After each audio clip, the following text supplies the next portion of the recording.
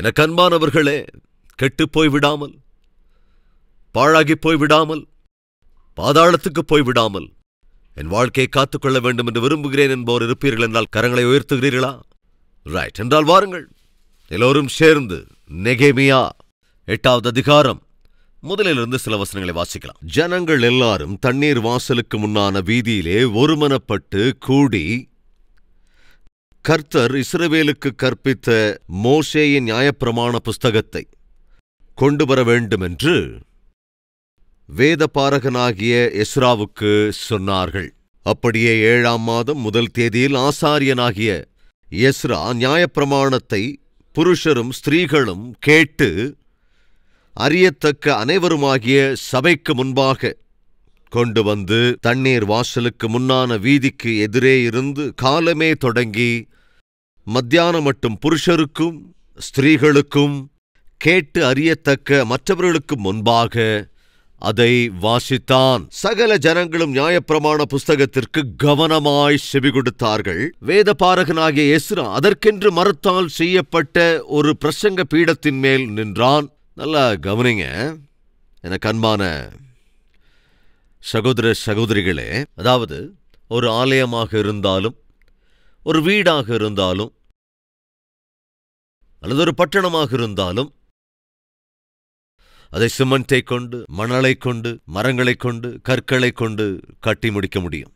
ஆனால் வாழ்க்கையை மாத்திரம் இவைகள் எதை கொண்டுமே கட்டவே முடியாது.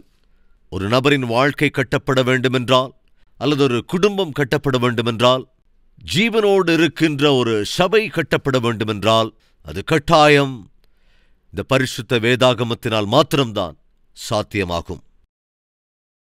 இதை புரிந்து வைத்திருந்தான் நெகேமியா. பிராகாரங்கள் கட்டப்பட்டன, பட்டணமும் கட்டப்பட்டது. ஆனால் ஜனங்களுடைய வாழ்க்கை கட்டப்படாவிட்டால் பட்டணத்துக்கும் பிராகாரங்களுக்கும் மதிப்பு இருக்கவே இருக்காது. பட்டணத்தை பிடிக்கிறவனை பார்க்கிலும் தன் மனதை அடக்குகிறவன் உத்தமன் என்று வேதம் சொல்லுகிறது. கவனிங்க, அதாவது ஒரு பட்டணத்தை ஜெயிக்கிறவனை காட்டிலும் தன் மனதை ஜெயிக்கிறவன் உத்தமன். நெகேமியா இதை புரிந்து வைத்திருந்ததினால்தான் பிராகாரங்களையும் கட்டி முடித்து விட்டேன், பட்டணத்தையும் கட்டி முடித்து விட்டேன். ஆனால் இவைகள் எல்லாவற்றையும் முக்கியமானது பிரஜைகளின் வாழ்க்கையை கட்ட வேண்டும். பிராகாரங்களை, பட்டணங்களை விதவிதமான மெட்டீரியல்ஸை கொண்டு கட்டிவிட்டேன். ஆனால் ஜனங்களுடைய வாழ்க்கை கட்டப்பட வேண்டுமென்றால் அதற்கு ஒரே ஒரு வழிதான் உண்டு. அது வேதவசனம். என்ன செய்தான் தெரியுமா? தண்ணீர் வாசலுக்கு முன்பாக கேட்கக்கூடிய, பக்தியோடு இருக்கக்கூடிய ஸ்திரீகளையும் புருஷர்கள் எல்லோரையுமே கூட ஒரு இடத்தில் சேரும்படி செய்தான். காலை முதல் மத்தியானம் வரைக்கும் அவன் என்ன செய்தான் என்றால் தேவனுடைய வார்த்தையை போதிக்கும்படி செய்தான். ஒருபுறம் வேதத்தை வாசிக்கும்படி செய்தான். வாசிக்கப்பட்ட வார்த்தைகளை அங்கிருந்த ஊழியக்காரர்கள் மூலமாக விவரிக்கும்படி செய்தான். அங்கே என்ன நடக்கிறது? 7வது வசனம். எல்லோரும் வந்து கூடி நிற்கிறார்கள். அந்த வேளையில் என்ன நடக்குது? யெசுவா, பானி, செரபியா, யாமின், அகூப், சபெதாயி, ஒதியா, மசேயா, கேவிதா, அசரியா, யோசபாத், ஆனான், பெலாயா என்பவர்களும் லேவியரும் நியாயப்பிரமாணத்தை ஜனங்களுக்கு என்ன செய்தார்கள்? ஜனங்களுக்கு விளங்க பண்ணினார்கள். நியாயப்பிரமாணத்தினுடைய தாற்பயம் என்ன? நியாயப்பிரமாணம் தேவனுடைய வாக்கு நம்மிடத்தில் எதை எதிர்பார்க்கிறது என்பதையெல்லாம், எப்படி வாழ வேண்டும் என்று நியாயப்பிரமாணம் போதிக்கிறது என்பதையெல்லாம் ஜனங்களுக்கு புரியும்படியாக அவர்கள் விளக்கிச் சொன்னார்கள். தொடர்ந்து அவர்கள் தேவனுடைய நியாயப்பிரமாண புஸ்தகத்தை தீர்க்கமாக வாசித்து அர்த்தஞ்சொல்லி, புஸ்தகத்தை தீர்க்கமாக வாசித்து அர்த்தஞ்சொல்லி வாசித்ததை அவர்களுக்கு விளங்கப்படினார்கள். அந்த ஊழியக்காரர்கள் போதித்த போது தத்துவம் வேற, வேதாந்தம் வேற. உங்களுக்கு தெரியுமாங்க தத்துவம் வேதாந்தம் அப்படின்னா என்னங்கிறது? தத்துவம் அப்படின்னு சொன்னா அது சொல்றவங்களுக்கும் புரியாது, கேட்கிறவங்களுக்கும் புரியாது. என்னங்க அது? தத்துவம். அப்ப வேதாந்தம்னா சொல்றவங்களுக்கு புரியுமே தவிர கேட்கிறவங்களுக்கு புரியவே புரியாது. நாட்களில் பார்க்குறோம், அந்த மாதிரி வேதாந்தம் பேசுறவங்க அநேகர் இருக்கிறாங்க. அவங்களுக்கு மட்டும்தான் புரியுமே தவிர அவங்க சொல்றதை கேட்கிறவங்களுக்கு எதுவும் புரியாது. அப்படியே முடிச்சு பார்த்துட்டே இருக்க வேண்டியதுதான். ஒரு நாள் ஒரு ஊழியக்காரர் ஊழியத்திற்கு போய் பிரசங்கித்து முடித்த பிறகு அந்த வாசல் கிட்ட வந்து நின்னு போகிற சபை உறுப்பினர்களுக்கு வாழ்த்து சொல்லி அனுப்பி கொண்டிருக்கும் போது ஒருவர் வந்து, பாஸ்டரையா, நீங்க சாக்ரட்டிஸை விட பெரிய ஆள் அப்படின்னாரு. அப்படின்னு சொல்லி ரொம்ப பாராட்டிட்டு அவர் போயிட்டார். பாஸ்டருக்கு ஒண்ணுமே புரியல. அதனது அவர் வந்து சாக்ரட்டிஸோட என்ன ஒப்பிட்டுட்டு போறாரு? ஒரு பிலிகிரஹாம் ஐயாவோடையோ அல்லது C.H. ஸ்பர்ஜன் அவரோடையோ அல்லது இந்த மாதிரி பெரிய பெரிய ஊழியக்காரங்களோட ஒப்பிட்டா பரவாயில்ல, என்ன சாக்ரட்டிஸோட ஒப்பிட்டுட்டு போயிருக்காரு அப்படின்னு சொல்லி அந்த வாரம் முழுக்க பாஸ்டர் பாவம் அப்படி இப்படின்னு குழம்பி போயிட்டார். அடுத்த வாரம் பிரசங்கம்லாம் முடிச்சதுக்கு அப்புறம் வழக்கம் போல அந்த வாசல் கிட்ட வந்து நின்று எல்லாரையும் வாழ்த்தி வணக்கம் சொல்லி அனுப்பிக்கிட்டு இருந்த போது அதே நபர் மறுபடியும் பாஸ்டர் கிட்ட வந்தார். உடனே பாஸ்டர் அவரை கூட்டிட்டு பக்கமா போய் நின்னார். என்ன பதர், லாஸ்ட் வீக் நீங்க பிரசங்கத்தை கேட்டுட்டு சாக்ரட்டிஸோட ஒப்பிட்டுட்டு போயிட்டீங்களே, என்ன விஷயம்? வேற யாராவது பெரிய ஊழியக்காரங்களோட ஒப்பிட்டு இருந்தா கூட நல்லா இருந்திருக்கும் அப்படின்னு அவர் சொன்னாரு. அது இல்லைங்க, சாக்ரட்டிஸ் ஒரு மகா பெரிய ஞானி, பயங்கர தத்துவ மேதைன்னெல்லாம் பாராட்டுவாங்க. தன்னிடத்திலே இருந்த 100 பேர் ஸ்டூடெண்ட்ஸுக்கு அவர் போதிச்சுக்கிட்டு இருக்கும்போது அந்த 100 பேர்ல 90 பேருக்கு எதுவும் புரியாத, ஒரு 10 பேருக்கு கொஞ்சம் கொஞ்சம் புரிஞ்சிருக்குமா. ஆனா நீங்க அவரை விட பெரிய ஆள் அப்படின்னு தாங்க சொன்னேன். அப்படின்னா நீங்க என்ன சொல்ல வரீங்க பிரதர்? சாக்ரட்டிஸ் பேசும்போது அட்லீஸ்ட் 100 பேர்ல 10 பேருக்காவது புரிஞ்சதுங்க. மகாமேத நீங்க பேசும்போது நம்ம சபையில ஒருத்தருக்கு கூட புரியலங்க. அதனாலதான் எனக்கு தோணுச்சு நீங்க சாக்ரட்டிஸ் விட பெரிய ஆளுன்னு. எவ்வளவு கவலைக்குரிய விமர்சனம், எவ்வளவு துக்ககரம் பாருங்க. இந்நாட்களில் சபைக்கு அவசியமானது தேவ வார்த்தையை புரிந்து கொள்வது மாத்திரமல்ல, அதன்படி வாழ்ந்தால் அது எவ்வளவு நலமாயிருக்கும். அப்படிப்பட்ட ஒரு ஊழியக்காரனாய் இருக்க வேண்டும் என்றுதான் நான் மனப்பூர்வமாய் விரும்புகின்றேன். அன்று அங்கே இருந்த அந்த ஊழியக்காரர்கள் வேதத்தை வாசித்தது மட்டுமல்லாமல் நியாயப்பிரமாணங்களை அவர்கள் புரிந்து கொள்ளும்படியாக, உணர்ந்து கொள்ளும்படியாக அற்புதமாக விளக்கமாக நியாயப்பிரமாணத்தை விவரித்தார்கள். ஒருவேளை இந்த வார்த்தையை கேட்டுக்கொண்டிருக்கிறவர்களே நீ ஒரு ஊழியக்காரனாய், மேய்ப்பனாய், சுவிசேஷகனாய் இருப்பாய் என்றால் தயவு செஞ்சு கொஞ்சம் யோசிச்சுப்பார். நீ தேவ வார்த்தையை போதிக்கும் போது அதை கேட்கிறவர்களின் வாழ்க்கையிலே மாற்றம் வருகிறதா? நீ வார்த்தையை பிரசங்கிக்கும் போது அதை கேட்கிறவர்களின் வாழ்க்கையிலே பரிசுத்த ஆவியானவர் தம்முடைய கிரியைகளை நடப்பிக்கிறாரா? ஒருவேளை நீ வார்த்தையை போதிக்கும் போது அதை கேட்கிறவர்களின் வாழ்க்கையிலே, குடும்பத்திலே, பிள்ளைகளின் வாழ்க்கையிலே செய்த பாவத்தினாலே மனஸ்தாபம் உண்டாகிறதா? பாவத்தை அறிக்கை செய்ய வேண்டும் என்கிற எண்ணம் அவர்களுக்குள் உருவாகிறதா? யோசி. 15 வருஷத்துக்கு முன்னாடி அந்த சபையில 50 பேர், 15 வருஷத்துக்கு அப்புறமா அந்த சபையில அதே 50 பேர். காரணம் என்ன? 10 வருஷங்களுக்கு முன்னால 100 பேர் அந்த சபையில, 10 வருஷங்களுக்கு அப்புறமா அதே 100 பேர் தான் அந்த சபையில. ஏனென்றால் ஆத்துமாக்கள் சபையிலே வளர்ச்சி அடைவதில்லை. ஏன் சபை பெருகுவதில்லை? தயவு செஞ்சு கவனிங்க. ஒரு ஆடு மேய்ப்பன் ஆடுகளை பெறமாட்டான், ஆடுகள் தான் ஆட்டுக்குட்டிகளை பெறும். அதாவது தேவதாசன் மேன்மையான தேவ வார்த்தைகளை தன்னுடைய ஆடுகளுக்கு அவன் தேவனுக்கு முன்பு கொடுப்பான் என்றால் அந்த ஆடுகள் பலமான ஆகாரத்தை புசித்து ஆரோக்கியமாக அவைகள் வாழ்ந்து அதன் பின்பு பலன் கொடுத்து பிள்ளைகளை பெறும். 100 ஆடுகள் பின்பு 200 ஆடுகளாகும், 200 ஆண்டுகள் பின்பு 300 ஆடுகளாகும், 400 ஆடுகளாகும், 500 ஆடுகளாகும், 1000 ஆடுகளாகும். இன்று உன்னுடைய சபையில 20 வருஷங்களுக்கு முன்னால, 10 வருஷத்துக்கு முன்னால, 5 வருஷத்துக்கு முன்னால உன் சபை எந்த அளவில் இருந்ததோ இன்றும் அதே அளவில் இருக்கிறது என்றால், ஒருவேளை நீ பகிர்கிற வார்த்தைகள் அல்லது நீ கொடுக்கிற தேவ செய்தி அவர்கள் வாழ்க்கையிலே ஆவிக்குரிய பிரகாரமாய் அவர்களுக்கு தேவையான பலத்தையும் ஜீவனையும் பெருக்குவதில்லையோ என்னவோ ஒரு முறை சோதித்து பார்த்துக்கள். ஒருத்தர்கிட்ட வலிமையான பாரங்களை நல்லா சுமக்கக்கூடிய ஒரு கழுதை இருந்துதான். அந்த கழுதைக்கு தேவையான தவிட்டை அவர் வாங்கி கொண்டு வந்து தினந்தோறும் அதுக்கு ஆகாரமாக கொடுத்து கொண்டே இருப்பாராம். அவருடைய வீட்டு பக்கத்துல ஒரு கார்பெண்டரும் கூட இருந்தாராம். அவர் ஒரு 1/4 கிலோ தவிடு கொண்டு வந்து அந்த கழுதைக்கு வச்சா அந்த கழுதை அந்த தவிடு சாப்பிட்டுட்டு சுமைகளை சுமந்து கொண்டே இருக்குமா. கழுதைகளை பயன்படுத்துகிற அவருக்கு ஒரு யோசனை வந்ததாம். அது என்னவென்றால், தனக்கு பக்கத்தில் ஒரு கார்பெண்டர் இருக்காருல்ல, அந்த கார்பெண்டர் தச்சு வேலை செய்யும் போது இந்த மரத்தூள்லாம் வரும்ல, இந்த மரத்தூளையும் தவிடையும் பக்கம் பக்கம் வச்சா ரெண்டும் ஆல்மோஸ்ட் ஒரே மாதிரி இருந்ததாம். தன்னிடம் இருந்த அந்த 1 கிலோ தவிட்டுல ஒரு கைப்பிடி தவிடை எடுத்து அப்படி வச்சுட்டு அதே ஒரு கைப்பிடி அளவு மரத்தூளை எடுத்து அந்த தவிட்டோட கலந்துட்டாராம். பாவம் அந்த கழுதை அந்த மரத்தூளோட கலந்து வச்ச தவிடை சாப்பிட்டுட்டு தன்னோட வேலையை அது பாட்டுக்கு செஞ்சுக்கிட்டு இருந்துதான். அப்ப அவருக்கு என்ன தோணுச்சுன்னா, அடட, மரத்தூளை கலந்து கொடுத்தா கூட என் கழுதைக்கு எதுவும் ஆகலையே அப்படின்னு சொல்லி 2வது நாள் 2 கைப்பிடி தவிடு எடுத்து வெளியே வச்சுட்டு 2 கைப்பிடி மரத்தூள், அதுக்கப்புறம் 3 கைப்பிடி தவிடு எடுத்து வச்சுட்டு 3 கைப்பிடி மரத்தூள், அதுக்கப்புறம் பாதி தவிடு எடுத்து வச்சுட்டு பாதி மரத்தூளை கலந்துட்டாராம்.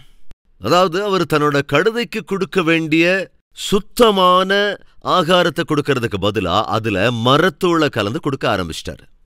ஒரு நாள் காலையில் எந்திரிச்சு பார்க்கும்போது அந்த கழுதை செத்து போயிருந்தது. ஏன் செத்து போச்சு அப்படின்னு பார்த்தா கலப்படம். அநேக சபைகளிலே அநேகர் ஆவிக்குரிய பிரகாரமாக சாகிறார்கள், சரீர பிரகாரமாக வாழ்கிறார்கள், ஆவிக்குரிய பிரகாரமாக மரிக்கிறார்கள். 10 வருஷம் ஒரே சபைக்கு போயிட்டு இருக்காங்க, ஆனா அவங்க வாழ்க்கையில் எந்த விதமான மாற்றமும் இல்லை. 20 வருடங்களா ஒரே சபைக்கு போறாங்க, அவங்க வாழ்க்கையில் எந்த மாற்றத்தையும் பார்க்க முடியறதில்லை. ஒருவேளை ஆண்டவர் என்று வருவார் என்றால் மத்திய ஆகாயத்திலே ஆண்டவரை சந்திப்பேன் என்கிற நம்பிக்கை உனக்கு இருக்கிறதா? இருந்தால் உன் இருதயத்தின் மீது கை வைத்து சொல் என்றால் அதை சொல்றதுக்கு தைரியம் பத்துறதில்லை. ஒரு நாள் தேவ செய்தியை கொடுப்பதற்காக ஒரு பகுதிக்கு கிறிஸ்மஸுக்கு போயிருந்தேன். அந்த பகுதிக்கு அந்த ஊருக்கு போயிருந்த போது கிறிஸ்மஸ் செய்தியை கொடுத்து கொண்டிருக்கிற வேளையிலே அன்று இயேசு பிறப்பதற்கு சத்திரத்தில் கூட இடம் கிடைக்கவில்லை. காரணம் என்னவென்றால் அந்த அளவுக்கு இந்த உலகம் கெட்டு சீரழிந்து போயிருந்தது. இன்று இந்த வார்த்தையை கேட்கிற உன்னுடைய இருதயத்திலாவது இயேசுவுக்கு இடம் இருக்கிறதா? இதுவரை இயேசுவுக்கு உன் இருதயத்தில் இடம் கொடாமல் இருந்தால், நீ யாராக இருந்தாலும், எத்தனை நாளாக கிறிஸ்தவனாக இருந்தாலும் சரி அல்லது போதகராக இருந்தாலும் சரி, அட்லீஸ்ட் இன்றாவது உன் இருதயத்திலே ஆண்டவருக்கு இடம் தருவாயா? ஒருவேளை உன்னுடைய இருதயத்திலே இயேசு இல்லை என்பதை நீ உணருவாய் என்றால் அந்த ஆண்டவருக்கு இன்று உன்னுடைய இருதயத்திலே இடம் தருவாயா? அப்படி உன் இருதயத்தில் இடம் தர விரும்பினால் உன்னுடைய கரங்களை உயர்த்தி ஆண்டவருக்கு காண்பிப்பாய் என்று செய்தி கொடுக்கும் போது நான் சொன்ன வேளையில எனக்கு முன்பாக உட்கார்ந்திருந்த அநேகர் கையை உயர்த்தி காட்டினார்கள். அதே நாளிலே ஸ்டேஜ் மீது இருந்த அந்த மீட்டிங்கை ஏற்பாடு செய்திருந்த பாஸ்டரும் கூட தன் கரத்தை உயர்த்தினார். ஏனென்றால் இப்ப வரைக்கும் என்னுடைய இருதயத்தில் ஏசப்பாவுக்கு இடமில்லை. ஆனால் இன்று ஏசப்பாவுக்கு என் இருதயத்தில் இடம் தர வேண்டும் என்று மனப்பூர்வமாய் ஆசைப்படுகிறேன். எஸ், மத்தியிலும் கூட இந்நாளிலே சில பேர் சுவிசேஷகர்களாக, ஊழியக்காரர்களாக, பிரசங்கிக்கிறவர்களாக, சபை மேய்ப்பர்களாக அப்படியே தொடர்ந்து கொண்டிருக்கிறார்கள். ஆனால் மனது மீது கையை வைத்து உண்மையாகவே உன் பாவங்கள் மன்னிக்கப்பட்டிருக்கிறதா? உண்மையாகவே உன்னுடைய வாழ்க்கையில புதிய ஜீவனும் ஜீவியமும் ஆரம்பித்த சந்தர்ப்பம் ஏதாவது இருக்கிறதா? கிறிஸ்துவை உன் சொந்த இரட்சகராக ஏற்றுக்கொண்ட அந்த தினமோ அல்லது அந்த க்ஷணமோ அந்த அனுபவமோ உனக்கு இருக்கிறதா? இந்த கேள்வி எழுப்பினால் அதற்கு பதில் சொல்லக்கூடியவர்கள் எத்தனை பேர்?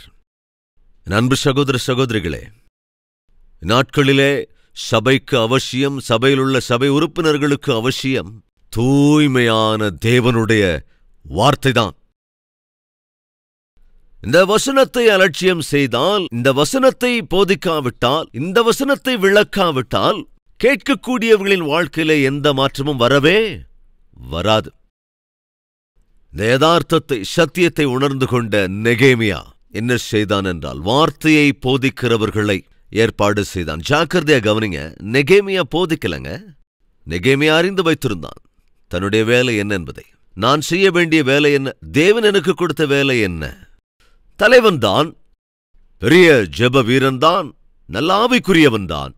தேவனுக்காக எல்லாவற்றையும் ஒதுக்கி தள்ளிவிட்டு தேவன் தந்த வேலையை கையில் எடுத்து அதற்காக பிரயாசப்படுகிற, ஓடுகின்ற, ஆளுகை செய்கின்ற பரிசுத்தவான் தான், ஜெப வீரன் தான். ஆனால் அவனுக்கு தெரியும் ஆசாரியர்களை தேவன் ஏற்படுத்தி வைத்திருக்கிறார், லேவியர்களை தேவன் தெரிந்து வைத்திருக்கிறார். அதேபோல என்னை போன்ற சாதாரண மனிதர்களையும் தேவன் பயன்படுத்துவதற்காக தெரிந்து வைத்திருக்கிறார். எனவே அவரவர் செய்ய வேண்டிய வேலையை அவரவர் செய்ய வேண்டும்.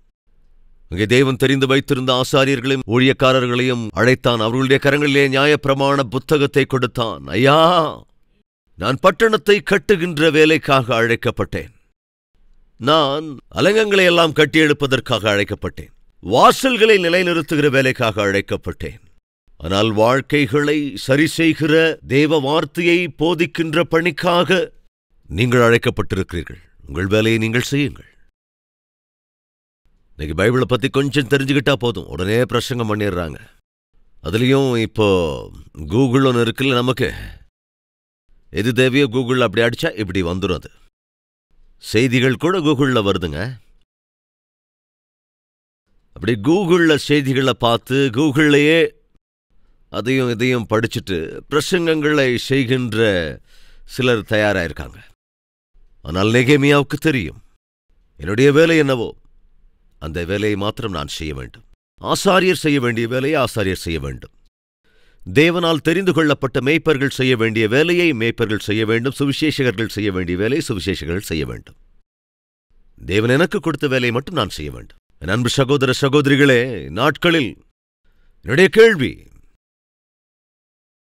எந்த வேலை செய்கிறாய் என்று எனக்கு தெரியாது. ஆனால் நீ செய்து கொண்டிருக்கிற வேலை தேவனுக்கு கொடுத்த வேலைதானா? ஊழியம் செய்து கொண்டிருக்கிறாயா என்றால் அந்த ஊழியம் தேவனால் கொடுக்கப்பட்டதா? சபையின் மேய்ப்பனாக இருக்கிறாயா என்றால் அந்த வேலையை தேவன் கொடுத்ததுதானா? சுவிசேஷத்தை பிரசங்கிக்கிறாயா என்றால் அந்த வேலையை தேவன் கொடுத்ததா? அல்லது சபை ஊழியத்தில் பங்கெடுக்கிறாய் என்றால் அந்த வேலையை தேவன் தான் உனக்கு கொடுத்தாரா என்பதை கட்டாயம் தெரிந்து கொள்ள வேண்டும். தேவனுடைய சித்தமல்லாமல் உன் இஷ்டப்படியெல்லாம் ஊழியம் செய்வதற்கு வழியில்லை. வாசிக்கலாம். பக்தனான பவுல் நிருபங்களை எழுதும்போது அங்கே என்ன சொல்ல வருகிறான் என்று பார்க்கலாம். கொரிந்தியருக்கு எழுதின 1வது நிருபம் 1வது அதிகாரம் 1வது வசனம்.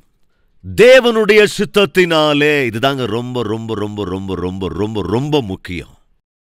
கடிதம் எழுதும்போது கொரிந்தியருக்கு அவன் எழுதுகிற போது பவுல் சொல்லுகிறான், தேவனுடைய சித்தத்தினாலே இயேசு கிறிஸ்துவின் அப்போஸ்தலனாக ஆகும்படி அழைக்கப்பட்டவனாகிய பவுலும் என்ன சொல்றான் பாருங்க, தேவனுடைய சித்தத்தினாலே நான் ஒரு அப்போஸ்தலனாக அழைக்கப்படும்படிக்கு இயேசு கிறிஸ்து என்னை தெரிந்து கொண்டிருக்கிறார். இன்று நான் ஒரு அப்போஸ்தலனாக ஊழியம் செய்து கொண்டிருக்கிறேன் என்றால் அது தேவனுடைய சித்தத்தின்படி செய்து கொண்டிருக்கிறேன். அஃப்கோர்ஸ் நாட்கள்ல நிறைய பேர் பாவம் அப்போஸ்தலர் அப்படிங்கிறலாம் வச்சுக்கிறாங்க, டைட்டில் வச்சுக்கிறாங்க, பேர் வச்சுக்கிறாங்க அப்போஸ்தலர் அப்படின்னு. அப்படி எதுக்கு டைட்டில் வச்சுக்கிறாங்களோ அது உண்மையில எனக்கு தெரியாது. ஒருவேளை உண்மையாகவே அவர்கள் அப்போஸ்தலர்களாக இருப்பார்கள் என்றால் ரொம்ப சந்தோஷம். அதனால இந்நாட்களிலே ஒருவரை பார்த்து மற்றவர் போட்டி போடுகின்ற குணம் பெருகிவிட்டது. அவர் தான் பேருக்கு முன்னால் அந்த டைட்டில் வச்சு அதை விட பெரிய டைட்டிலை என் பேருக்கு முன்னால் வச்சுக்குவேன். கவனிங்க, பவுல் சொல்லுகிறான், நான் செய்கிற ஊழியம் தேவனுடைய சித்தத்தின்படியான ஊழியம். நான் பெற்றிருக்கிற அந்த அழைப்பு தேவ சித்தத்தின்படியான அழைப்பு, தேவனுடைய சித்தத்தின்படியானது. நெகேமியாவுக்கு தெரியும் தேவனுடைய சித்தம் என்னுடைய வாழ்க்கையில கட்டுமான பணிதான், வாசல்களை கட்டுவது. அதேபோல இந்த பெரிய பட்டணத்தை கட்டி எழுப்ப வேண்டும், அதுதான் தேவன் எனக்கு கொடுத்த வேலை. ஒரு நாள் அர்த்தராத்திரி ஒரு சகோதரன் வந்து என்னை தேடி வந்து அழுதான். எதுக்குப்பா அழுறான்னு கேட்டா, ஃபுல்லோட வந்துட்டு நல்லா குடிச்சிட்டு வந்திருக்கான். நான் நேசிச்ச பொண்ணை எனக்கு இல்லாதபடி செஞ்சுட்டாங்க, நீங்க தான் எங்க 2 பேருக்கும் கல்யாணம் பண்ணி வைக்கணும்னா. நடுராத்திரி வந்து அந்த குடிகார தம்பி சொல்றான் பாருங்க, அவனுக்கு ஒரு கேர்ள் ஃப்ரெண்டு வரையா. இதெல்லாம் பாருங்களேன், நீங்க சாமானியமானவங்கள சிஸ்டர்ஸ் சில பேர் அப்படி உதவாக்கரைகளை தேடி தேடி காதலிப்பீங்க. நம்ம மத்தியில் யாராவது இருக்கீங்களா அப்படிப்பட்டவங்க? எத்தனை தகப்பன்மார் தாய்மார் வந்து ஐயா ஐயா ஐயா எங்க பொண்ணு MBBS படிச்சுக்கிட்டு இருக்கா ஐயா. அப்போ MBBS பொண்ணு படிக்கும்போது சந்தோஷப்பட்டதுக்கு பதிலா ஏமா இப்படி கலக்கத்தோட பேசுறீங்க?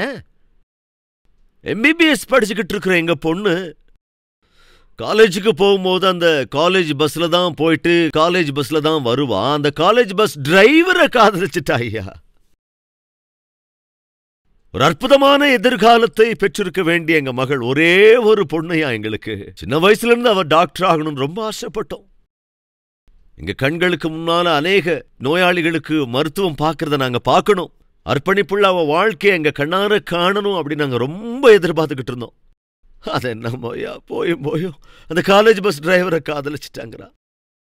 இப்போ அந்த நபரை தான் கல்யாணம் பண்ணிக்குவேன்னு வேற அடம் பிடிக்கிற ஐயா. இல்லைன்னா செத்து போயிருவேன்னு கூட சொல்றா. எங்களை மிரட்டுற ஐயா. இனி எங்க பொண்ணை காப்பாத்துறதுக்கு சரி அவ இஷ்டப்படியே கல்யாணம் பண்ணி வச்சிடலான்னு சொல்லி அந்த டிரைவர் யாருன்னு தேடி போனா அவருக்கு ஏற்கனவே கல்யாணம் ஆயிடுச்சியா, பிள்ளைங்க கூட இருக்குது. அது மட்டும் இல்லாம அவர் பெரிய குடிகாரையா. என்ன நிலைமை பாருங்களேன். இந்த தம்பிமார் தங்கைமார் இருக்கிறீங்களா? அற்புதமான வாழ்க்கையை, அழகான எதிர்காலத்தை அறிவில்லாம தகுதியே இல்லாதவங்க கையில ஒப்படைச்சிட்டு வாழ்க்கையை கெடுத்துக்கிறவங்க யாராவது இருக்கீங்களா? இந்த வேளையில இந்த வார்த்தையை கேட்கும் போதாவது உன்னுடைய வாழ்க்கையை காத்துக்கொள்ளும்படியாக, பரிசுத்தமாக காத்துக்கொள்ளும்படியாக அதற்கு ஆதாரமாக இருப்பது பரிசுத்த வார்த்தைகள் தான் என்பதால் அந்த வேதாகமத்தை தியானிக்கும்படியாக தயவு செய்து உங்களை கேட்டுக்கொள்ளுகின்றேன். அந்த தம்பி நடராத்திரி குடிச்சிட்டு வந்து சொல்றான், அந்த பொண்ணை காதலிச்சண்ணா, எங்க வீட்டுல யாரும் ஒத்துக்க மாட்டாங்கிறாங்க. நீங்க தானா கல்யாணம் பண்ணி வைக்கணும். நான் எதுக்குப்பா கல்யாணம் பண்ணி வைக்கணும்? இல்லைன்னா அவங்க வீட்டுக்காரங்க, அதாவது அவங்க வீட்டுல இருக்கிறவங்களுக்கு உங்க மேல ரொம்ப மதிப்பு இருக்குண்ணா. நீங்க மாத்திரம் ஒரு வார்த்தை சொன்னா அவங்க பொண்ணை கண்டிப்பா எனக்கு கட்டி வச்சிருவாங்கண்ணா. நான் அவனை பிடிச்சி திட்டி கிட்டி அப்பவே அவனை வெளியே துரத்து விட்டுட்டேன். அட உதவாக்குற, நீ ஒரு குடிகாரன், ஒரு குடிகாரனுக்கு யாரா பொண்ணை கொடுப்பாங்க, முதல்ல போ இங்க இருந்துன்னு சொல்லி அவனை துரத்தி விட்டுட்டேன். 6 மாசத்துக்கு அப்புறம் திரும்பவும் வந்தாங்க. அவன் வந்து சொன்னா, அண்ணா நான் உங்ககிட்ட நியூ டெஸ்ட்மெண்ட்ஸோ அல்லது சுவிசேஷங்கள் அடங்கிய பேம்ப்ளெட்ஸோ பைபிள் சம்பந்தப்பட்ட புத்தகங்கள் ஏதாவது இருக்கான்னா அப்படி கேட்டுக்கிட்டே இருக்கான். நான் மேல இருந்து கீழே வரைக்கும் பார்த்துக்கிட்டே இருந்தேன். என்னாச்சு இவனுக்கு? 6 மாசத்துக்கு முன்னால வந்தான். பொண்ணுன்னா காதல்னா கல்யாணம்னா குடிகார பய. 6 மாசம் கழிச்சு வந்து இப்ப என்ன சொல்றான்? பைபிள்ஸ் ஏதாவது இருக்கான்னு கேட்கறான். நியூ டெஸ்ட்மெண்ட் ஏதாவது இருக்கான்னு கேட்கறான். ட்ராக்ஸ் ஏதாவது வச்சிருக்கீங்களான்னு கேட்கறான். அப்ப நான் கேட்டேன், ஏய் நீ ஒரு குடிகாரனாச்சேப்பா, உனக்கு எதுக்கு பைபிள் ட்ராக்ஸ் எல்லாம் எதுக்குன்னு கேட்டேன். ஐயோ உங்களுக்கு தெரியாதாண்ணா? என்னதுரா? இப்ப நான் ஒரு சபை வச்சிருக்கேன்னா, நான் அந்த சபைக்கு மேய்ப்பண்ணா. எனக்கு ரொம்ப கஷ்டமா இருந்ததுங்க. கவனிங்க, உண்மையாகவே தேவனுடைய ஊழியம் செய்வதற்கு, தேவனுடைய சபைக்கு மேய்ப்பனாக இருப்பதற்கு அஸ்திவாரம் இருக்கிறதா? அதற்கு தேவையான தகுதி இருக்கிறதா? அதற்கு ஏற்ப ஆவிக்குரிய நடத்தை உண்டா? அதற்கு அடிப்படையில் தேவையான தேவனுடைய சித்தம் இருக்கிறதா? இல்லைங்க. துரதிருஷ்டம். இன்னைக்கு ஆளுக்கு ஆளு எப்படி எப்படியோ எங்க வேணும்னாலும் அங்க ஊழியம் பண்றேன்ட்டு சபை அப்படின்னு சொல்லிட்டு செய்தியெல்லாம் போய் கொடுத்துக்கிட்டு தேவனுடைய ராஜ்யத்தை குலைத்துக் கொண்டிருக்கிறவர்கள் இந்த நாட்களில் இல்லாமல் இல்லை. அதே சமயத்திலே நம்பிக்கையாய் உண்மையாய் தேவன் கொடுத்திருக்கின்ற ஊழியத்தை உண்மையாய் செய்கிறவர்கள், பிரதிபலனை காண்கிறவர்கள் அநேகரை நாம் பார்த்து கொண்டுதான் இருக்கிறோம். அப்படிப்பட்டவர்களை தேவன் மிகவும் உயர்த்த வேண்டும், மிகவும் பயன்படுத்த வேண்டும். அவர்களின் ஊழியத்தையும் சபையையும் தேவன் ஆசீர்வதிக்க வேண்டும் என்று மனப்பூர்வமாய் வேண்டுகிறேன். நெகேமியா அறிந்து வைத்திருந்தான் தன்னுடைய வேலை என்ன, தனக்கு தேவன் கொடுத்த ஊழியம் என்ன. அவங்கள பார்த்து இவங்கள பார்த்து சரீரத்தில் கோடு போட்டுக் கொள்கிற கூட்டத்தை சேர்ந்தவனால நெகேமியா. யார் வேதத்தை போதிக்க வேண்டுமோ, யார் வேதத்தை பிரசங்கிக்க வேண்டுமோ அவர்களுக்கு அந்த ஸ்தானத்தை, அந்த இடத்தை அவன் கொடுத்தான். அன்று அவர்கள் நியாயப்பிரமாணத்தை போதித்த போது, நியாயப்பிரமாணத்தை விளக்கிய போது என்ன நடந்தது என்றால், ஒருமுறை வாசித்து விடலாம். 8வது அதிகாரம் 8வது வசனம். அவர்கள் தேவனுடைய நியாயப்பிரமாண புஸ்தகத்தை தீர்க்கமாக வாசித்து அர்த்தஞ்சொல்லி வாசித்ததை அவர்களுக்கு விளங்க பண்ணினார்கள். ஜனங்கள் எல்லாரும் நியாயப்பிரமாணத்தின் வார்த்தைகளை கேட்டபோது, நியாயப்பிரமாணத்தின் வார்த்தைகளை கேட்டபோது என்ன செய்தார்கள்? ஒரு ஊழியக்காரன் தான் கொடுக்கிற செய்தி அர்த்தமுள்ளதாக, ஆவிக்குரியதாக, ஆவியானவரின் பிரசன்னத்தோடு, ஆவியானவரின் ஏவுதலோடு, உதவியோடு தேவ செய்திகளை சபையோருக்கு பகிர்ந்து கொள்ளும் போது என்ன நடக்கும் தெரியுமா? அவர்களுக்குள் ஒரு பெரிய மாற்றம் வரும்.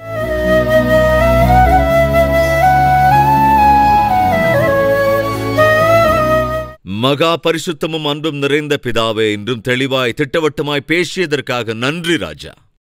நெகேமியா ஒரு அற்புதமான ஆவிக்குரியவன். பட்டணத்தை கட்டி எழுப்பினான், பிராகாரங்களை கட்டி எழுப்பினான். அப்படி இருக்கும்போது பிரஜைகளின் வாழ்க்கை ஒருவேளை கட்டப்படாவிட்டால், ஐயோ கட்டப்பட்ட பட்டணமும் பிராகாரங்களும் என்னவாகும்?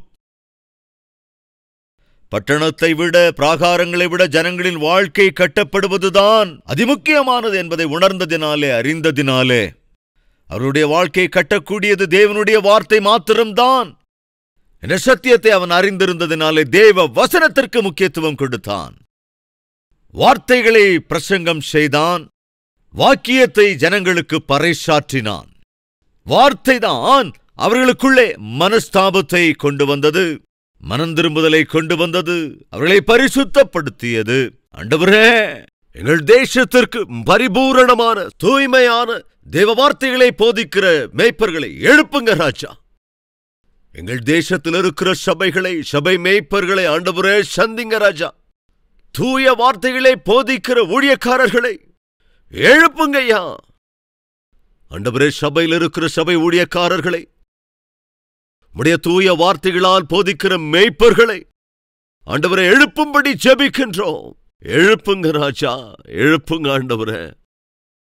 உடைய வார்த்தை தான் வாழ்க்கைகளை நல்வழிப்படுத்துகிறது. உடைய வார்த்தை தான் குடும்பங்களை கட்டுகிறது. இந்த வார்த்தை தான் பாவிகளை மனம் திரும்புதலுக்குள் வழிநடத்துகிறது. இந்த வார்த்தை தான், உம்முடைய வார்த்தைகள் தான் பாவிகளை எல்லாம் பரிசுத்தர்களாக மாற்றுகிறது. அந்த உம்முடைய வார்த்தைகளை நேசிக்கிற, பிரசங்கிக்கிற பரிசுத்தமான ஊழியக்காரர்களை எழுப்புங்க ராஜா. அந்த கிருபை எங்கள் தேசத்திற்கு தேவரீர் அருளி செய்யும்படி ஜெபிக்கிறோம். வாழ்க்கைகளை நெறிப்படுத்துகிற உம்முடைய வார்த்தைகளை அறிவிப்பதற்காக ஆண்டவரை வாஞ்சியுள்ள அநேகரை எழுப்பும்படி ஜெபிக்கிறோம். 17 பாஷைகளிலே யா திக்கெட்டிலும் கத்தாவே உம்முடைய வார்த்தைகளை அறிவிக்கின்ற உம்முடைய பிள்ளைகளை ஆசீர்வதிங்கப்பா. ஆசீர்வதித்து ஆசீர்வாதகரமாய் அவர்களையும் அவர்கள் குடும்பத்தாரை மாற்ற வேண்டும் என்று உமக்கே துதி கன மகிமையை ஏறெடுத்து இயேசு கிறிஸ்துவின் நாமத்தில் இந்த மன்றாட்டுக்களை ஏறெடுக்கிறோம் பிதாவே. ஆமென்.